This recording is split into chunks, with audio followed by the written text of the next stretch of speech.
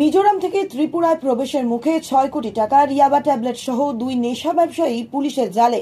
ঘটনার বিবরণ জানা যায় বৃহস্পতিবার ভোরবেলা ত্রিপুরা মিজোরাম সীমান্তের দশরথ সেতু হয়ে TR01B0314 নম্বরের একটি বলের গাড়িতে করে অভিনব কায়দায় 6টি বান্ডিলে 60,000 ইয়াবা ট্যাবলেট নিয়ে ত্রিপুরায় প্রবেশের পথে দামছড়া থানার ওসি সঞ্জয় মজুমদারের নেতৃত্বে বিশাল পুলিশ ও TSR বাহিনী মিলে গাড়িতে তল্লাশি চালিয়ে এই 6 কোটি টাকার ইয়াবা ট্যাবলেট বাজেয়াপ্ত করে।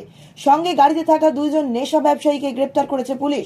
ধৃতদের নাম মামুন হোসেন, বয়স 34, বাড়ি বিশালগড় এলাকায়। অপর নেশার ব্যবসায়ী কৃষ্ণচন্দ্র সিংহ, তার বয়স 35 বছর, বাড়ি রানীর বাজার এলাকায়। পুলিশ তাদের গ্রেপ্তার করে একটি মামলা হাতে নিয়ে বৃহস্পতিবার ধর্মনগর জেলা আদালতে প্রেরণ করেছে।